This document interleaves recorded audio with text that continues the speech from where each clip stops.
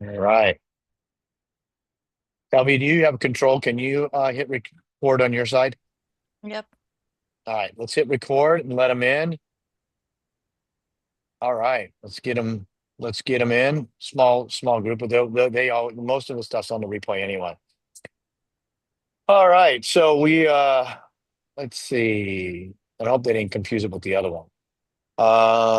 And if Michael comes on, there he is. Yep, I'm We got here. Hey, him going everybody. too. Good. All right. So we're gonna get into this. We'll get Alan here on in a second. I don't a lot of these people want to wait 5 minutes to get started, Alan. I'll let that you decide on that. I don't Yeah. I'm like the airlines. I don't in fact, you got to be on the plane 20 minutes early now if you want to get on your flight. You can't wait 5 minutes to board. So It's like the cruise liners. If you're a minute late, the ship leaves without you. yeah, exactly. So we're not that mean, although maybe we should be. So we're what I want to do today, we got a few more people joining. And if you come in, they can go back and watch this replay. But what I want to do, Alan, is just talk about what we have been working on and building the collaboration. We've had the community do things in the RAP University. Some of we got Michael that's doing the negotiating side and things like that. But what I want to do is talk about the new platform that you just put together, the Ultra, and what that means for really anybody in real estate investing. Probably more heavily weighted towards the creative deal structuring, would you say, versus traditional? The creative stuff's a bigger piece just because it's a bigger piece of investing. Yeah, and especially from a legality standpoint, right? There's many more T's to cross and I's to dot than a traditional cash wholesale deal, or even a traditional sale. So, where do you want to start? Do you want to talk? Do you want to do a high level overview, and then do you want? I have Elvia can share the screen of the community, and you can do it, or if you have somebody on your side that wants to do that and sort of narrate and walk through it, and sort of do a visual overview. I'm going to let you sort of lead that. So I'll ramble for a minute and then let y'all jump in. Hopefully, jump in sooner rather than later. Let me go back. I don't know if it's politically correct anymore to say this, but it was a fantastic quote in a movie by Steve Martin. I was born a poor black child, and so starting from the very, very That was from the beginning. jerk. That was from the jerk, right? Heck yeah, it was. Heck yeah. And so Ultra is a concept that was born about 8 or 9 years ago. And the goal was to extract what what I'm being hired for on a day in, day out basis and put it into a platform so that you, don't have to hire attorney and don't have to wait for that and don't have to have that aspect. You have it at your fingertips. And so, like I said, I think it was about 8 years ago. Started building this and really extracting everything that I've ever learned about real estate from myself, from a law side of things, also from the title side of things, and then from the investor side of things, and put that into a consumable location. So what we're talking about is, as I used to say, soup to nuts, beginning to end. I don't know what real estate investing is, and I don't have an entity instructing on that, all the way down to I close this file and there's some type of construction litigation dispute going on in regard to what I was supposed to know and disclose or what have you. How do we manage that? And then everything in between. So it really is everything. At least everything that I've learned in the past 3.5 decades or so. And so if you want to learn wholesaling, and you want to learn the law side, the title side, and the investor side, then that's there. And then all the way down, novations and equity partnering and fix and flips and conventional and what have you. Quite a bit of proprietary items, my joint venture structure that exists out there. And I should back up and say it's just Texas. So I've attempted national-wide education programs, and they're fine. It's just I think you lose some of the laser focusedness that you need for each state. So it is just Texas based. On the transactional side, but let's just talk about it for a second, because there's a lot of people that are not doing deals in Texas, but this information is really about best business practices and structure that you may not be able to do it because you're not necessarily licensed, or you aren't licensed in other states, but doesn't mean they can't take the stuff conceptually and go find some capable, competent attorney to do it on their behalf, correct? Yeah, and so you're 100% correct. The information and the structure, et cetera, can cross state lines. And I engage with attorneys all the time out of different states, especially in the creative stuff. How are y'all doing this? Especially when you roll into a state like Florida that has statutory land trust, and Colorado that has lease purchase options, California also, Arizona contract for deeds. And so they don't necessarily focus on, mortgage wraps or what have you. So I consult on that all the time. Like you said, we don't close them from a title office standpoint, and we don't draft up the loan documents or what have you from a law side of things. But the information that we have certainly is the same for all states, but my office is focusing on Texas. Right. And then where do we stand right now? We were working on a nationwide database of potential attorneys that might be able to be leveraged. Is that still something that's going to be part of this community? Yep, yep. I'm actually going to go and look at our little database right now, if I can find the G drive. I mean, as you're doing that, I mean, I think what I want to make it very clear is that what I like about this, and doesn't exist anywhere else that I know of, is that everything we do in real estate, whether it be wholesaling, whether it be novations, whether it be dealing with agents on market stuff and saying, oh, sub two is illegal or whatever, Yeah. we have, from our position or your position, is that we do have in-house legal counsel, you in this example, that can help facilitate that path, which is what, in my opinion, is way, way more important than a lot of other things that are out there. Knowledge is one thing, but the right information is probably more critical at the end of the day, because I go in and I'm in other Facebook communities and chats and stuff like that, and I see everybody starts chiming in as if they're an accountant or they're an attorney or they're some other, individual that is they're not speaking correctly. I'm not going to go ask my CPA legal advice, and I'm not going to ask you probably what I need to do on my taxation side, right? Yep. And the Yep. last thing I'm going to do is go ask anybody else that isn't a qualified, competent professional on anything that isn't relative to their core and to their core expertise. And I think this is one of the biggest problems that I see, especially on the creative space. I get calls and emails and text messages literally probably almost every day from somebody goes, hey, I just closed this sub two transaction 3 months ago. Now I got the bank calling and they're doing a sale, or I got a pissed off seller. I got all this stuff. And it's like, you got to be careful who you ask and you trust as a vetted, competent, advisor to your transaction, I guess, for lack of a better word.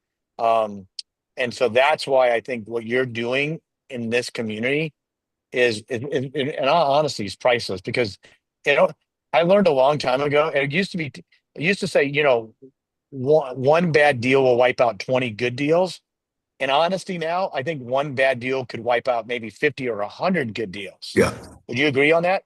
Oh yeah. Yeah. 100%. Alan, hang on. Let me just add to that, guys. I've been doing this a long time, and I would say that one of the reasons why I always use Alan, it's not if you're going to need Alan and his expertise. Once you start doing deals, I promise you it's when you need his expertise and you need him on your side. So this isn't a insurance policy for something that may happen in my personal experience. This is setting yourself up because you are absolutely going to need this. With any given day, I'm on the phone 2 or 3 times, acting as in-house counsel to explain a mortgage wrap to a potential buyer, to a real estate agent, to whoever. And I had an email. I spent about an hour and a half with these one parties, and it's what I call a consumer wrap, end user seller, end user buyer. And so the option period ended, and they emailed me and said, "Hey, what happens now?" And it's funny, but I mean, that kind of stuff is going to be what we're taking care of. We're now in-house counsel for our clients, such that when there is a problem, there is a question, there's a meeting that's needed, then we're going to jump on that call, and that's what that's what it is. Your statement is goes along with my quote.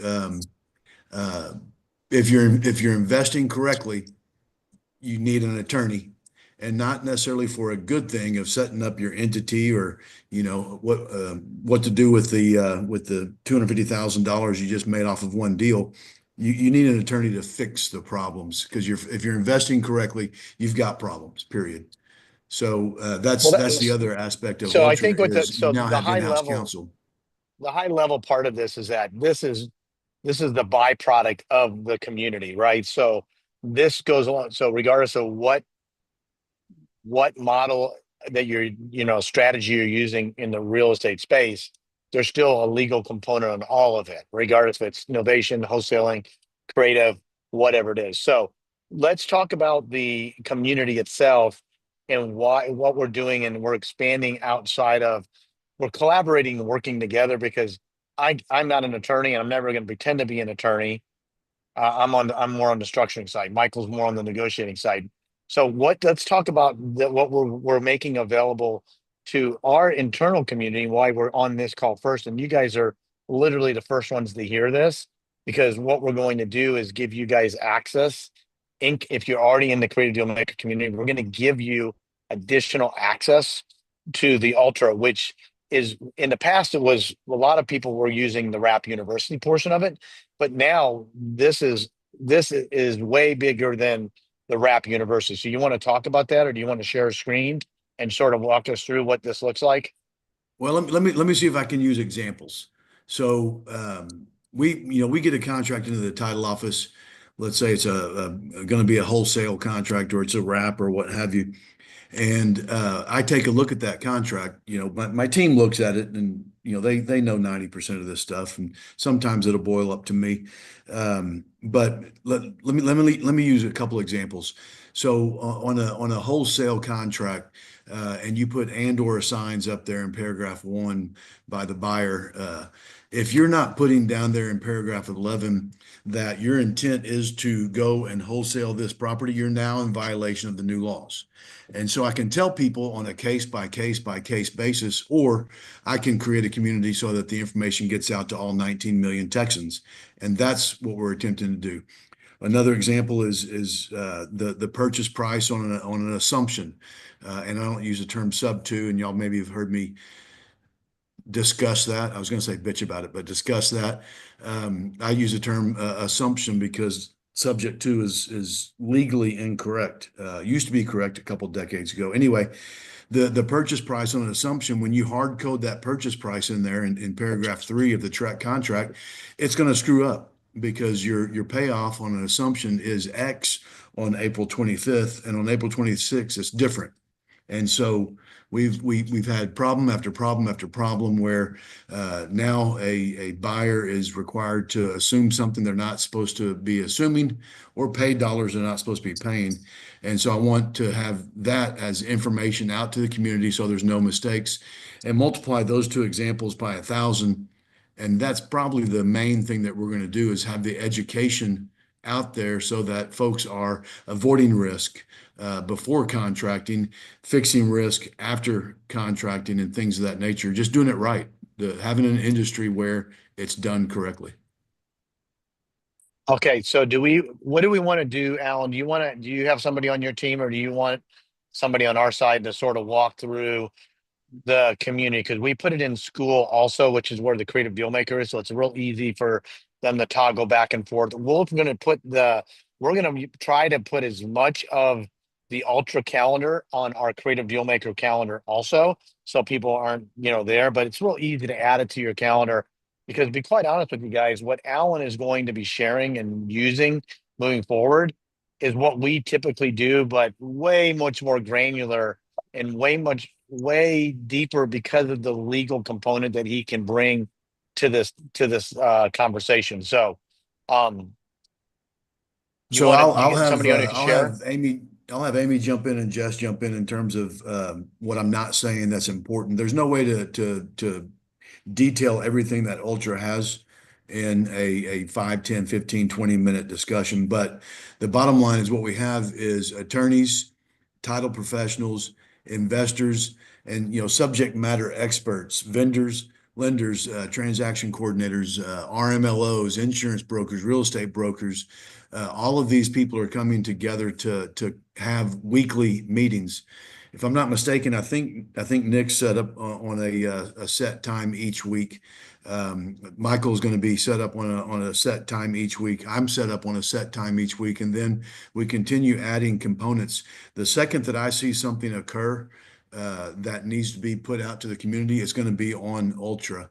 There's two aspects to Ultra. There's the community, which is going to be the online face of Ultra, and then there's the education, coaching, mentoring product, and we're going to be dumping over into that community more information than anyone wants to know. We're going to have more meetings than anyone wants to attend, and then obviously they're going to be recorded and available to everyone. And so what again, I can't detail step by step what's available because it's everything needed or existing in the real estate community. Amy, I don't know if you want to jump in and Yeah. add 2 cents or 10 cents or 30 cents. Yeah, I'm happy to jump in. So, how I like to describe Ultra is imagine you're getting your degree in real estate. A lot of times you go to different people who specialize in different skill sets, right? Like Alan, he specializes in law and title, and he specializes in doing real estate wraps. But you might have other things you want to learn as well. And there's going to be more legal help, I think, in this community than I've ever seen before, because you're also going to have people that specialize in LLC formation. And then you're going to have, big heavy hitters in here that are specialized in fix and flips. You're going to have options where people can coach you through lending. You have, Derek Smith, who is a real estate broker in Austin, that he is investor friendly. So you have that real estate agent that you constantly have to look for that understands how to help you invest. So it's your one-stop shop where you get to learn everything you need to know to be a successful real estate investor. I hope that kind of more defines it. And we also have, one thing that's great about it is for example, in college, you have multiple professors that specialize in different topics. You're going to have those professors within this space teaching you from their expertise and their experience in one spot, where you feel like instead of having to go and buy this course or that course or go everywhere, you have one place where you can form connections and community, and you have someone who can help you in that particular situation or that goal. You bring up Derek, and that's a tremendous example. So I'm a 30+ year lawyer that's been dabbling in mortgage wraps for a quarter of a century, and I can explain a mortgage wrap to a real estate agent, to a seller, or what have you. Whenever I go and make an offer on a property, and it's not a property that's listed for sale, seller finance, it's one that's not. I have to distance myself from the other parties, and so I get to go and call Derek and say, Derek, I'm actually not going to use you on this closing. I don't need an agent, but I need you to come in and explain this stuff and have some separation between me and this agent. And he does that. I'm not saying I'm going to suck off him for free and try to use him every time and not ever pay him. I will use him on some and give him his full 3%. But we'll have a relationship where if I'm not making any money on a transaction, then he's going to lighten up on the money that he's making. And if I'm making a ton of money on something, then he's going to be heavy. And that's perfect. I would much rather have someone that's working with me as a partner in my business than just a vendor. And so I have to use experts to come in and do things of that nature. I sure as heck can't be an RMLO. And we've got Nirvana, which I'm going to have to get used to that name. That is her name. We've got Nirvana out of Houston. She just came in. We have a deal blowing up out of El Paso, primarily because the attorney for the seller doesn't understand wraps. And so they're alleging Dodd-Frank violations and as well as other things. I can't advise on that. So I immediately reached out to Nirvana. She took all of the data from their closing and ran it through the system because they didn't use an RMLO when they closed, and they didn't necessarily have to. This was their second deal in a 12-month period.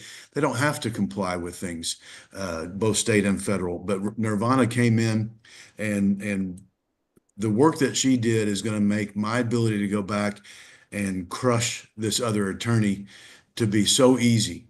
So easy. And so that kind of reliance on the experts, I've got all the experts I need in my life. I've got a guy for that. I guarantee.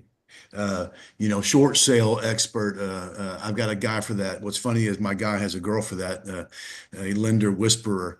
But I can't fathom anyone would ask, "Hey, do you have someone that can help with X?" and me not be able to say, "Yeah," and them not be a part of Ultra. And that's the two aspects of it. You've got the community, which is fantastic and valuable. And then you have the education side, which is replete and complete. I think the most complete Texas specific education program that's going to ever exist, at least during my lifetime. Well, and guys, I do want to add that one of the things, Nick, you had brought up the other forums and stuff like that. And it pains me to no end when I go on these Facebook groups and I see people say, "Hey, where can I get a contract for Texas?" And the respondents say, and I swear this is a true example, "Oh, just go get one off of Chat GPI. That with Chat PG, that'll write one up for you." Or I've got people asking for significantly very specific tax advice. And these people nobody knows are giving this tax advice. This is the one-stop shop for the experts you need to get you the right information the first time and to keep you out of getting yourself in more trouble. Guys, And to kind of, hang on. I want to make sure I bring this up, guys. You're not charging you for any of this. It's all. I want to make sure because it's turning to sound like we're selling something. We're not. We're giving you access to the community to take advantage of it, and as a result of it, you will use Alan for closings. You will use whoever the RMLO is. You will use the servicing companies. You will use Amy if it's on the lending side. You will use Michael to negotiate or whatever it is. That's the value. So that's the payback that all the people that are in the community that are the quote unquote professors or educators are getting. That's how we get paid. But the reason why I'm most interested, I'm so tired of seeing people do things the wrong way or get bad advice. It's amazing how many people get bad advice. I can't say it any clearer than that. Let me jump in, and that's probably the best way to understand what you can get from a community like this is to just keep going through examples, because I guarantee you we could talk for hours and hours and hours on examples where there's been just a little bit of a nudge that's needed. And so this morning I try to stay away from bigger pockets because of the Karens, but there was a post, and the post was, "Hey, I'm going to sell my house and then lease it back, and then I've got a right to repurchase it after 12 months. And that's good. It's a good structure, and there's reason for that to exist. There's just a small problem. It violates the Texas Constitution and state law. And so I jumped in and said, "Hey, you got to be careful on this. You're fine as the seller of this thing, but whoever buys this and agrees to sell it back to you is violating some serious statutes out there and can be hurt. And so I posted that after there was about 6 comments, and in all fairness, some of them out of state. And so this is Texas specific law that I'm talking about, saying, hey, that's a good structure. That'll work every day, all day. And they're correct in Arizona, California, Florida, but not Texas. And so having that information times 500,000 is what the ultra community is going to be. Can I do X? You post that on our community, you're going to have the answer from multiple sides: law side, title side, investor side, subject matter expert side, vendor side, what have you. That's the goal. Yep, and that's what I was going to mention too, is, you know, going back to Michael's point of, you ask for legal advice online and you get all these strangers telling you to go to Chat GPT. Same thing happens when you're saying, how do I do a fix and flip, right? How many times do people say something, and a lot of people who've maybe never done this before are giving their advice, and they may not know the situation, or they may not actually be an expert. Whereas here, you know, what's great about this community is you actually have people. There's going to be a combination, right? Not everyone's going to be seasoned, but we have seasoned people in here, and you're going to know who those people are in order to give you solid advice, to have good direction.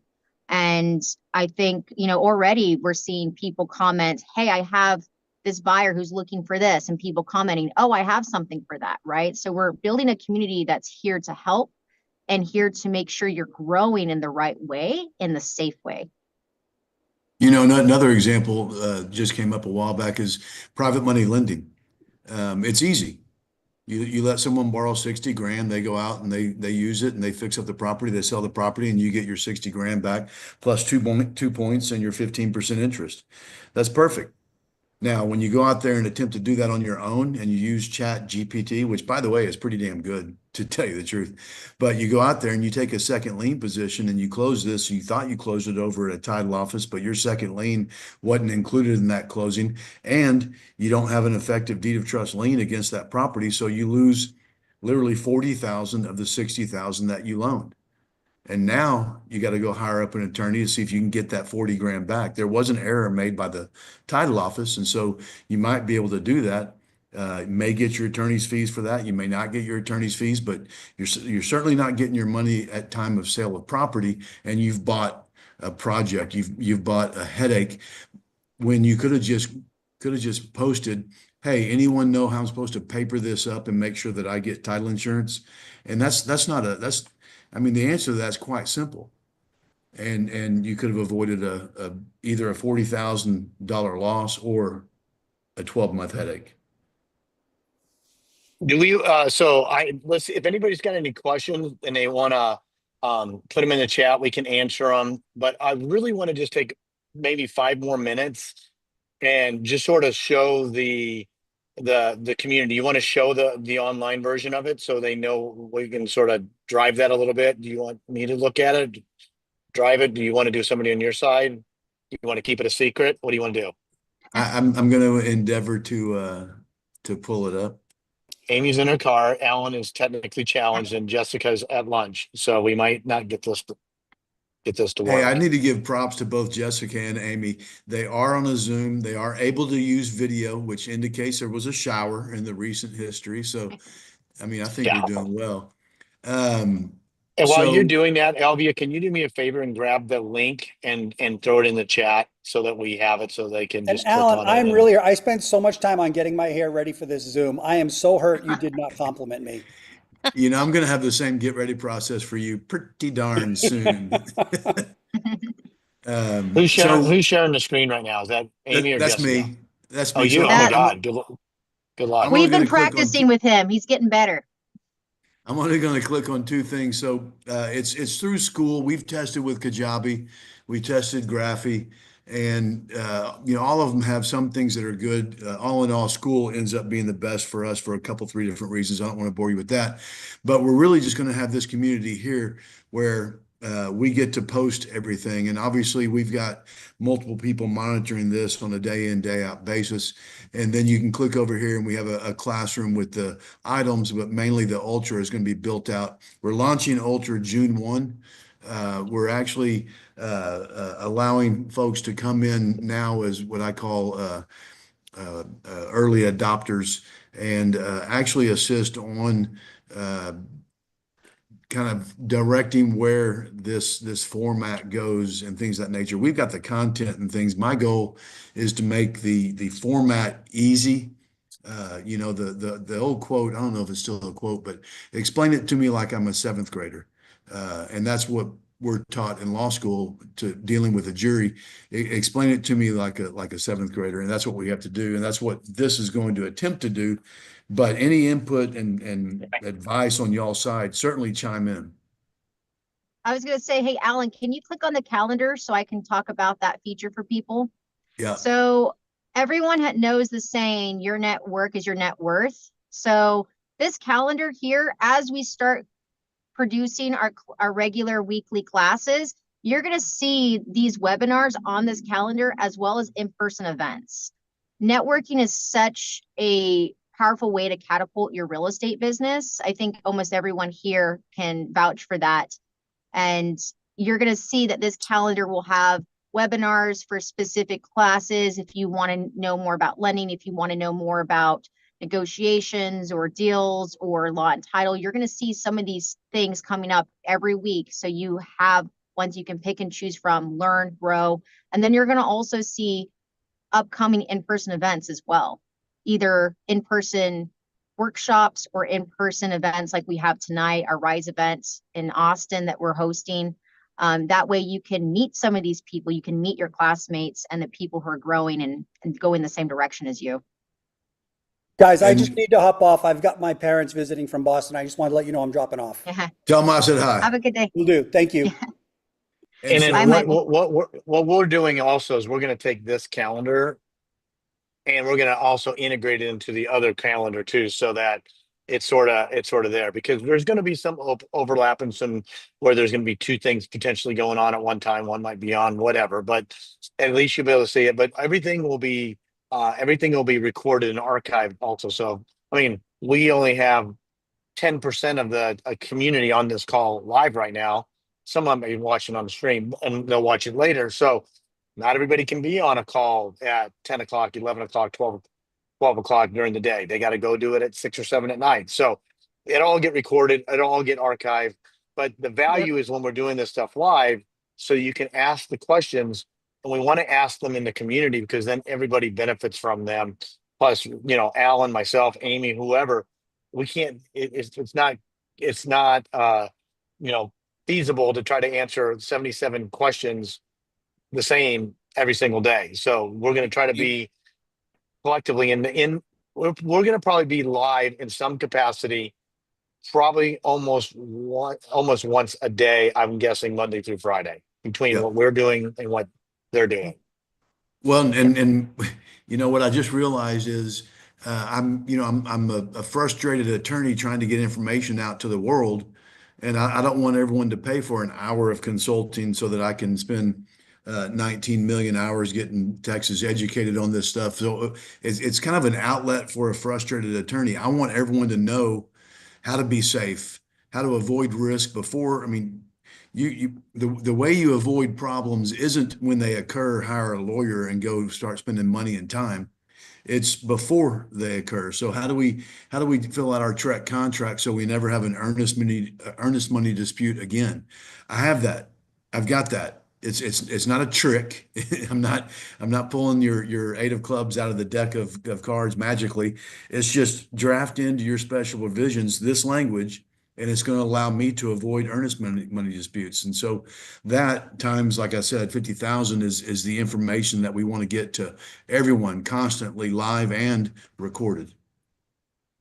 Alan, I'm going to ask a question regarding that.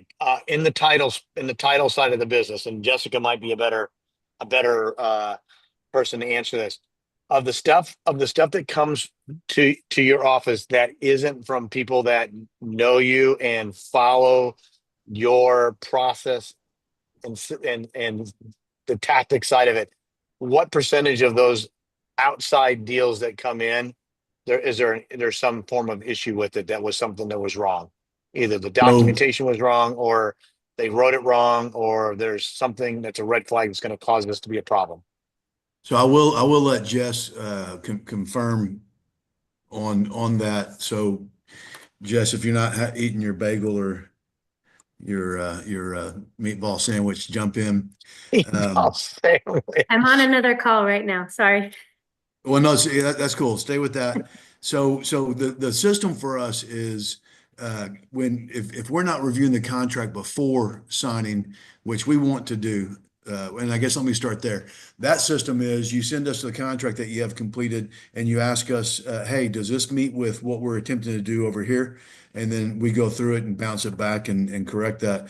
The contracts that come in, I don't want to take a wag at this, but even our clients, I would say more than 50% have some type of defect in there, from small to large. One of the biggest defects is not using the Trek 1 to 4.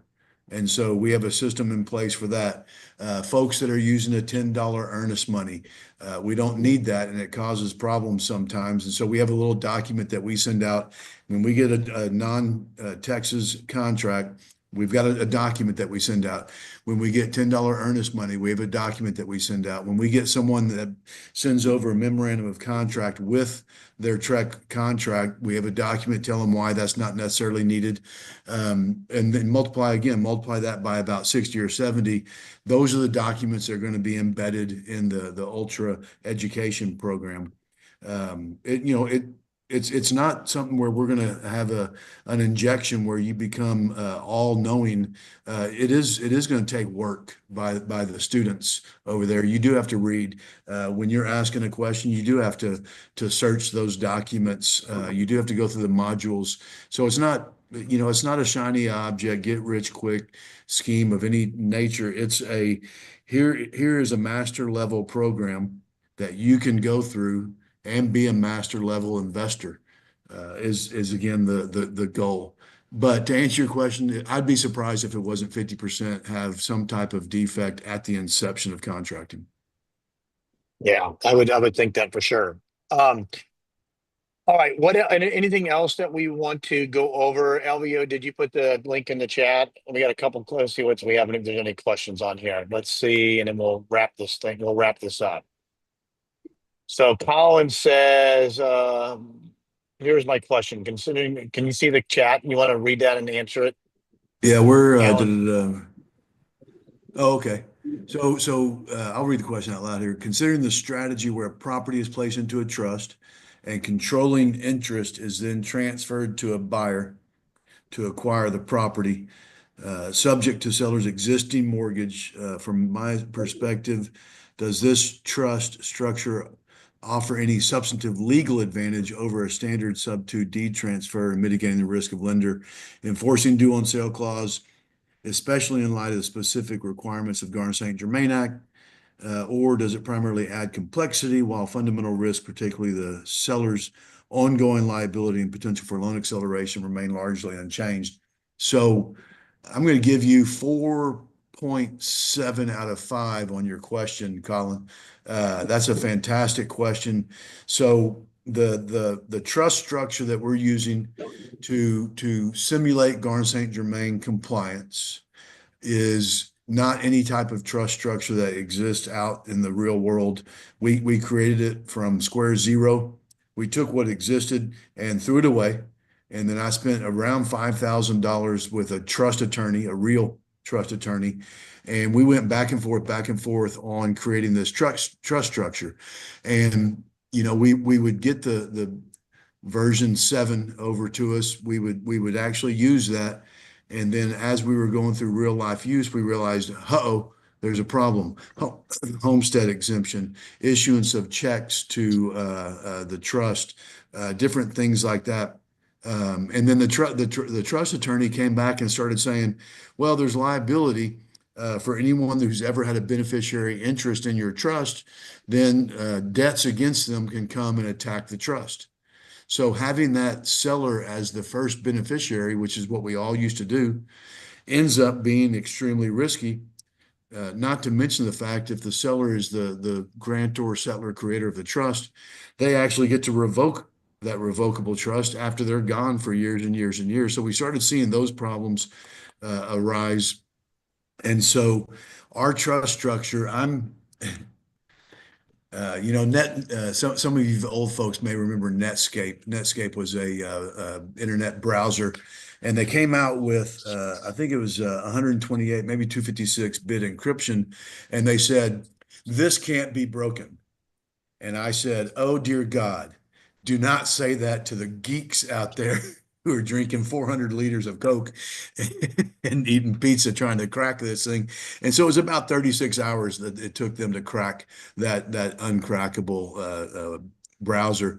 So I don't want to say something to that level. However, I am waiting. I'm frothing and foaming at the mouth for a lender to come over and try to break my trust. We have level one is the trust in existence in and of itself causes a lender to go, oh, that's just estate planning, move to the next. Level two is going to be our deed is completely different than any other deed and any other trust because we have seller selling the property to seller as trustee of trust. And so what that does is it causes lender to go, oh, seller sold to seller, estate planning, move to the next. And then we have our certification of trust as a tier 3 level. If we have to get there, we send our certification of trust that's compliant with Texas law. It does not tell who the beneficiary is. So that having seller as initial beneficiary to have the compliance with Garn St. Germain wasn't even ever needed. And so we send our certification of trust and say, now move along, lender, to the next tier. If they say we need to show compliance with Garn St. Germain and we don't have anything that shows our borrower as the beneficiary, I get to thank someone named Nick Legamaro for a new beneficiary flip-flop system that we're going to do as a 4th level defense of an attack by a lender. Now, we haven't even gotten to level 1 yet because every single lender just moves along their way once they see that. If they start getting savvy and they want to dig into us, then we've got 2, 3, and then Nick's beneficiary flip-flop. I don't see anyone busting this trust in relation to a due on sale issue. But then to come further, we have to educate. This is not a liability protection trust. It is not an estate planning trust. It is a due on sale avoidance trust. And so you need to have your entity as the beneficiary to have that liability protection. So all of this type of information and language, again, is at the ready over there in the Ultra community. It's just a question of this nature asked. And if we don't have a document for that, our little quote is kind of like Apple. Apple has an app for that. We have a document for that. And if we don't have it, then I just create it. That's a great answer. But this is exactly why the community exists, right? Because we need these are complex transactions that we're doing from acquisition to disposition.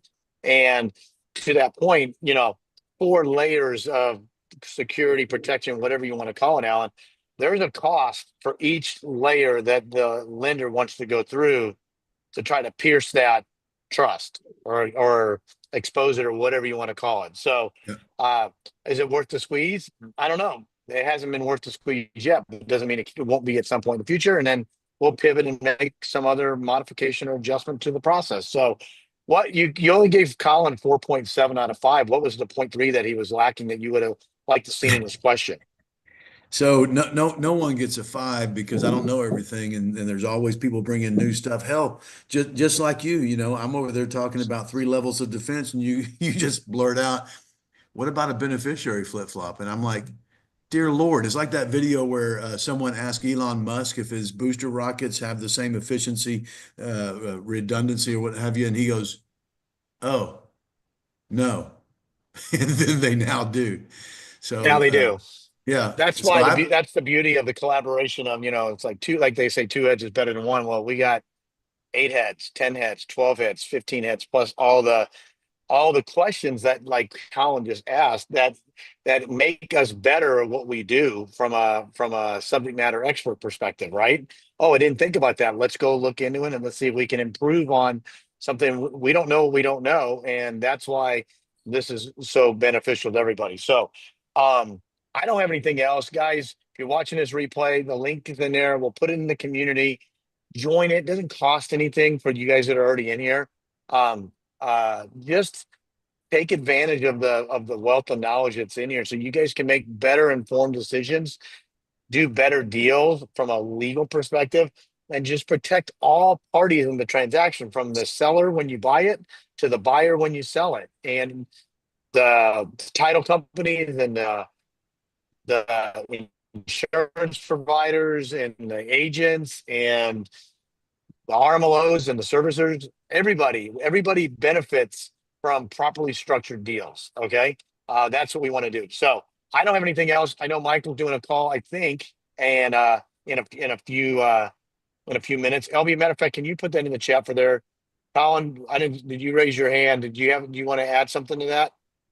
Yeah, well, first of all, thank you very much, Nick and Alan. I appreciate the answer. That's super helpful for me. There's tons of bad information on this topic online, and I'm just trying to understand everything and what the implications are. So, I think the answer on the protection against the due on sale clause makes perfect sense to me. The other element of this is the legality protection or the prosecution protection of mortgage fraud claims that are going on, especially in the state of Florida currently, with regards to this structure and kind of intentionally circumnavigating the due on sale element or the spirit of the law. Like for me as the wholesaler, like what's the exposure and risk or best practice for dealing with these types of transactions? So, people will say these are illegal, or they'll say it's a breach of contract. And so the permissive section of the deed of trust that says, if you sell my collateral, I may call the note due. We're never going to get rid of that aspect. So it's a permissive item. It's not the failure to make a payment or failure to have insurance in place, which is going to be a straight breach of note and deed of trust. And so, is it mortgage fraud in us selling this? No, it allows them to call the note due. Are there damages that can be assessed to this as in a breach of contract case? And the answer is no, there isn't. And so, any type of advancement by a lender in regard to a breach of contract is not going to occur. What they have is their permissive right to call it due. What we have is the ability to cause them to not notice. And so what's fantastically important a lot of times whenever I'm dealing with real estate agents that say this is wrongful and immoral and fraudulent conduct, my answer to that is the Texas legislature has mortgage wrap legislation in place. Texas is probably the highest regulated state in terms of mortgage wraps than any state. I'm pretty sure any state out there. I got to go and research Kansas now because last weekend I learned that Kansas potentially has a statute that provides a $15,000 fine for doing a mortgage wrap. Don't know if that's true or not yet. I'm just repeating information. I'm going to research that. But the Texas legislature said, all right, should we get authorization from the wrap lender on this? And I said, you can obviously require that. There will not be any mortgage wraps occurring. Are you attempting to make wraps not occur in your state? And they said, no, we want wraps to occur. They're a benefit to many of our constituents. And so they said, no, we don't want to get authorization. And then went to the next step and said, well, should we have disclosure? And I said, well, who are you wanting to disclose to? The payoff department, the application department? There's no department to disclose to. And if they do see our disclosure, they're going to stop the wrap. And do you want that to occur? And the answer was no. So the Texas legislature said, we want a don't ask, don't tell transaction. And the legislature doesn't teach me how to rob a bank correctly. They only teach me how to do things that are legal correctly. So that's some of the education I try to give to agents when they start talking about wrongful conduct and moral conduct. And Nick actually will talk about, I think it's Nick, talks about short sale activity. Short sale activity was, in theory, the exact same thing as what we're talking about in a mortgage wrap transaction. You're going and you're paying less money for the mortgage than what's owed. That's a breach. That's an actual breach of contract, and that's what we did back in 08, 9, 10. In terms of the attack from a legal standpoint, the attack is a letter saying, hey, what's going on with this property? It looks as if our borrower might not be the owner still. Can you tell me what's going on? That's the attack. And that's when we start doing tier 1, 2, 3, and 4 responses to them.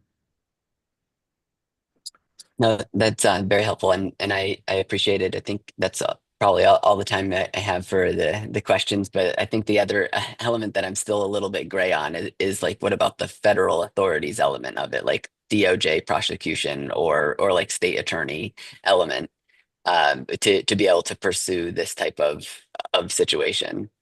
So there's a case right now over in Arizona. Investors were coming and they were allegedly, I don't know, I have no personal knowledge, and I can see this occurring, but they were overreaching. They were a bit predatory, misrepresenting some of the aspects of the transaction. So as that 80 some odd page complaint is brought by the Attorney General office, now they're including in their mortgage wraps.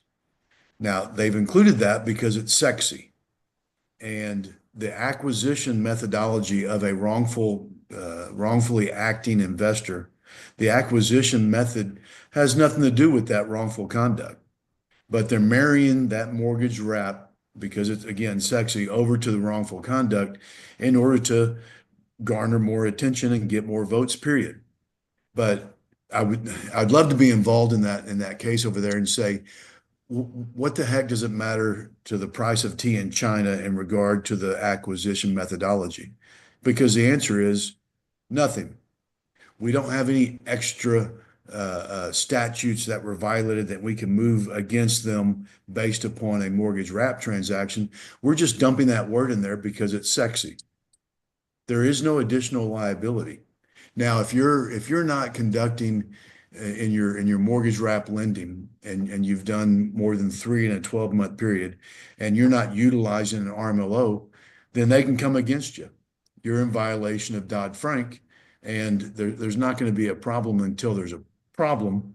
So default, I start moving against the individual for foreclosure. They lawyer up. Then they look at my transaction and see if I have the 5016 disclosure and see if I have an ARM or a balloon date, or if I've charged too much interest, or I've got too high of a prepayment penalty, or so on and so on and so on. Now you've got liability that they can attack. But the fact that we have a wrap creates zero liability. Does that help? No, it helps a lot. Thank you very much. I appreciate it. You bet. Glad You bet. I got the context. And go join the Ultra community and post more questions there like that, and let us start dumping that information out. And my protocol is, in meetings like this, whenever informational items come up that are a benefit, I try to go dump them over into Ultra now. And I do have to say, the first 200 folks are going to get Ultra Community for free.